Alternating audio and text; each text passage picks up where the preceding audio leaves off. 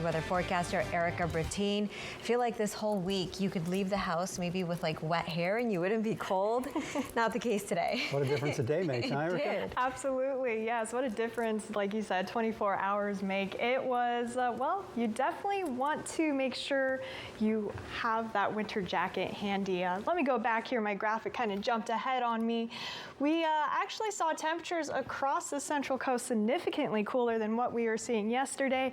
Some areas, like I mentioned earlier, in Salinas saw a 23-degree decrease in temperature. Temperatures this time from last year, or I should say from yesterday evening, we are still seeing cooler temperatures out there this evening from yesterday. Look at that, 14 degrees cooler in Salinas, 10 degrees cooler in Soledad. Up in the Santa Cruz area, we're looking at about 7 degrees cooler. So temperatures will continue to fall as we move into the overnight hours.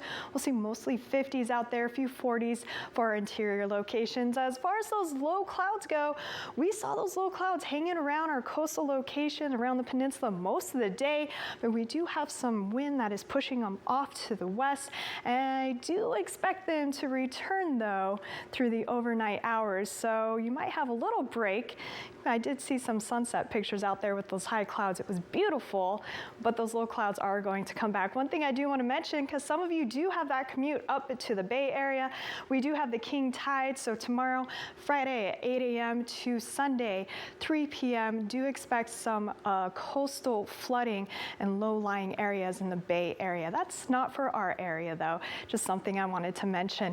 We have not much to talk about through the next few days. We're going to continue to see temperatures in those low 60s for our coastal areas.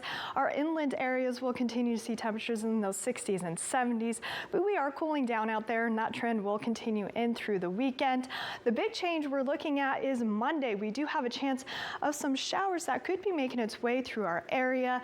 Now, don't get too excited. We're not talking heavy rain or anything like that, but these could have the chance of some patchy scattered showers across our area as this system moves through Monday into Tuesday. And then behind it, of course, we have some cooler air associated with it. But this kind of cracks open the storm door, and it looks like we could have some back-to-back systems just behind it that could bring us a better chance of rain on Thursday. So we'll continue to watch those conditions for you.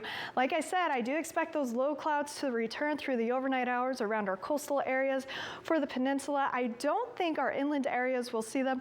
However, I do expect some patchy fog out there as we wake up tomorrow morning, and those low clouds will continue to stick around our coastal areas into Friday night, and by tomorrow, I should say Saturday morning, they'll become even stronger with a stronger onshore flow moving into the Salinas Valley and up into the Hollister area. So those low clouds and seasonable temperatures are back in our area. Tomorrow, what we're looking at, 63 in Santa Cruz. We're going to see those upper 60s to low 70s in the Santa Cruz Mountains, 61 for Davenport. As we head down the coast, we'll continue to see mostly 60s out there, 64 for Watsonville, 60 for Marina, 64 for Salinas, a little bit warmer for our inland areas. We'll see those upper 60s to low 70s. As we head to the Monterey Peninsula, we're going to see some of our cooler temperatures in this area, 62 for Monterey, 56 for Pacific Grove, and 57 for Pebble Beach. Up and down the Salinas Valley, we're talking more 60s and 70s out there, a little cooler to the north of the valley, upper 60s. As we head south, we'll see those low to even mid 70s for some locations in the Salinas Valley, Bradley 74. As we head into the next 7 days, again, our temperatures really not budging much. We'll continue to see those low to mid 60s for our coastal areas.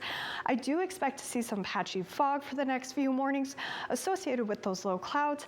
And then again, we are watching for the slight chance of showers on Monday and another round on Thursday. Better chances of those for our coastal locations, but we're still watching them for our inland areas as well.